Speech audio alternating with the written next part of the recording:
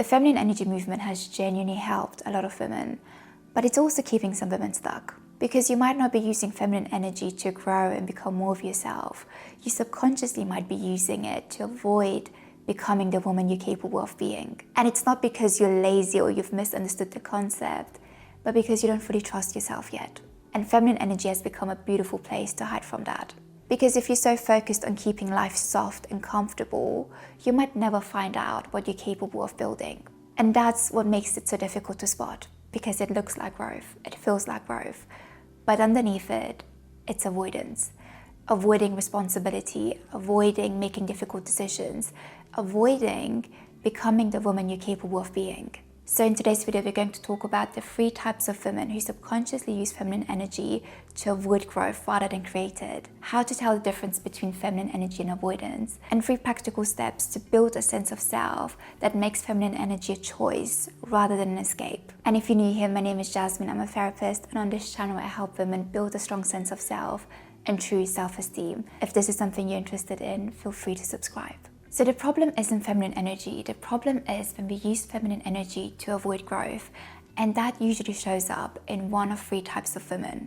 The first one is who I call the influenced one. Let's say you're scrolling social media and you come across a woman who has everything: the lifestyle, the career, the confidence, the independence. And you might think to yourself, that's what I want. So you start researching, you start planning, you start imagining yourself becoming that woman who is able and capable to build that life for herself. But now the algorithm changes and you start seeing women with the exact same lifestyle, with the exact same aesthetic, but the message is very different. They talk about how you shouldn't build it yourself, how the goal is to find a man who can provide that for you, how the goal is to be soft and let him lead. And suddenly your vision changes too, not because your values have changed or you genuinely reflected on it, but because your algorithm has changed, because the content changed, and without a strong sense of self, your direction for your life changes too. So instead of building the life yourself, the goal becomes finding a man who can build it for you. Or if you're in a relationship, turning him to a man who can give you that life. And the problem isn't that you chose the wrong path, the problem is that you never really chose at all. Your direction keeps changing based on your algorithm, based on who you're around, based on who's speaking the loudest. And 5 years can pass like that without anything having changed. And it's not because you're not capable of building it, but because you've never stayed with a vision long enough to find out. The second type is the passenger. You felt your shoulders drop when you learned about feminine energy because it felt like relief. Finally, someone else could make the decisions. Finally, someone else could carry the responsibility. Finally, someone else could take the lead. And that feels like relief. But relief and growth aren't always the same thing. Because self-trust isn't built by watching someone else lead your life.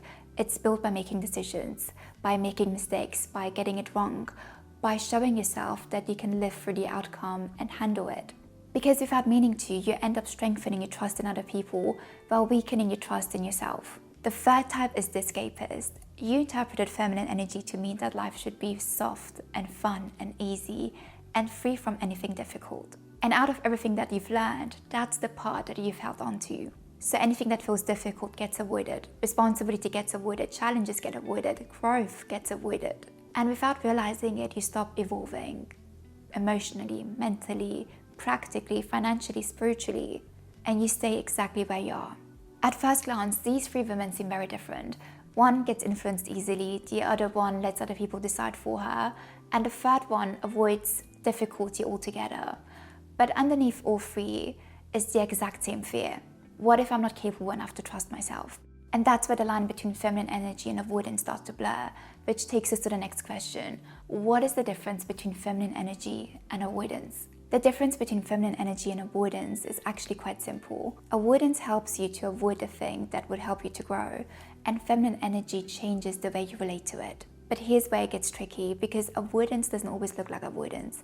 Sometimes it hides behind the things that look and feel productive and healing and good for you. Because I've worked with women who spend hours doing the things that look productive, meditating, journaling, doing breath work, working on their mindset, going for walks, And all these things can be very valuable. The problem is when they become a substitute for the things you actually need to do, like the difficult conversation, the studying, the content creation, the business you're trying to build, the application you need to send, or the decisions that you've been avoiding. Because it's possible to fill your day with self-development and still avoid the things that would actually lead you to grow. And that's what makes it difficult to spot, because from the outside it looks disciplined, it looks intentional, and it looks like growth. But underneath it might simply be another form of avoidance. Which takes us to the next part, how to make feminine energy work for you. The women I see misuse feminine energy aren't actually lazy, they're very intelligent and self-aware and deeply invested in personal growth. The problem is that they need certainty before they take action. They want to know that they're making the right decision, that they won't fail, that they won't have any regrets. But self-trust doesn't come before action, it comes from action, it comes from making decisions, taking responsibility for them, living through the outcome, and finding out that you can handle the outcome. So if you want feminine energy to support your growth rather than become a tool to avoid it, here's where I would start. The first step is to protect your mind in the morning. Don't consume any podcast, any social media, or even any personal growth content, because a weak sense of self is quick to absorb everyone else's voice and opinions before it has listened to its own. So before you find out what everyone else thinks and recommends and believes, spend time with your own thoughts first, your own opinions, your own desires, your own ideas, because you should be the loudest voice in your head. The only exception I would make is to read things that strengthen your values. So for example, if your values are faith-based, that would be reading scripture, to strengthening the foundation and making sure that your voice is aligned with your values. The second step is to practice critical thinking. Whenever you come across a new idea, a new belief system, a new lifestyle, or even relationship dynamic, before adopting it, pause and ask yourself, what is the full picture? What is the part that I'm not seeing? What sacrifices come with this choice? What do I agree with and what do I disagree with, and why? Because the goal is not to think like everyone else, the goal is to think for yourself. The third step is build self-trust through small decisions. Most people think that self-trust comes from making the right decisions. It doesn't. It comes from making a decision and then living through the outcome and knowing that you will be okay either way. So start making decisions for yourself, small ones. For example, what you actually want to do on the weekend, whether you want to say yes or no to an invitation, the content you want to create, the business idea you want to pursue, the boundary that you want to set. Because when you make a decision and you take responsibility for it, you're collecting evidence that you can trust yourself. And over time, that evidence becomes confidence. Not confidence that you always get it right, but confidence that you'll be able to handle it even if you don't. Because feminine energy works beautifully when it's a choice, a conscious choice by a woman who knows who she is.